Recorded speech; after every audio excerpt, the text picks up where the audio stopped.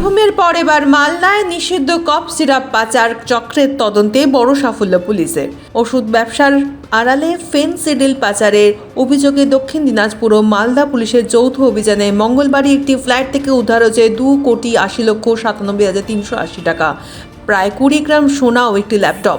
পাশাপাশি খইহাট্টা এলাকার একটি গ্যারেজ থেকে উদ্ধার হয়েছে 9,000 বোতল ফেনসিডিল, যার আনুমানিক বাজার মূল্য প্রায় 20 লক্ষ টাকা। এই ঘটনায় ধৃত 3 অভিযুক্তকে দক্ষিণ দিনাজপুরে নিয়ে গিয়ে জিজ্ঞাসাবাদ চলছে। পাচার চক্রের সঙ্গে অন্য কোনো জেলার যোগ রয়েছে কিনা তাও খতিয়ে দেখছে পুলিশ।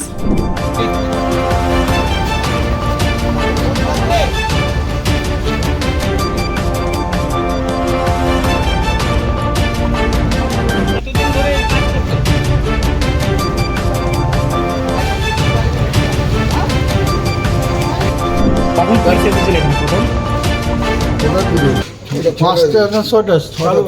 ছটার দিকে আছে। আমরা কিছু বুঝতে পারি কী ব্যাপার, এরকম কেন হচ্ছে। দেখছি এরকম ব্যাপার, আমরা এখন হাটে যাব, দেখছি এরকম ব্যাপার। কতক্ষণ ধরে পুলিশ আছে সারা রাত আতঙ্কে আছেন আপনারা? আর দেখছি কি ওষুধ বাই করলো নাকি, হ্যাঁ এটাই দেখলাম তো আর কি। কতটি দেখলেন? অনেকগুলো তো কতটা গোডাউন আছে? আমি বলতে পারছি এটা গোডাউন না গ্যারেজ, এটা বলতে পারছি না। কখনো এখানে লোক না না না আমরা দেখি না তো, এই যে এত তাও জানি না আমরা। আপনারা টের পাননি? না আমরা কি করে টের পাবো? এলাকায় আমরা যে তো আমার সকালে চলে যাই, বিকালে হাটে থেকে আসি। হ্যাঁ এলাকা- আমরা কিছুই জানি না তো। না, এগুলো হলে তো ঠিক না পাড়াতে। আমাদের বাড়িতে এরকম হয় না, কিন্তু এরকম হলো এটা কিছুই বুঝতে পারছি না। কোনোদিন এমন ঘটনা ঘটে নেই আমাদের বাড়িতে। এদেরকে চিনতে না না। কি নাম আপনার? দুলাল পাল।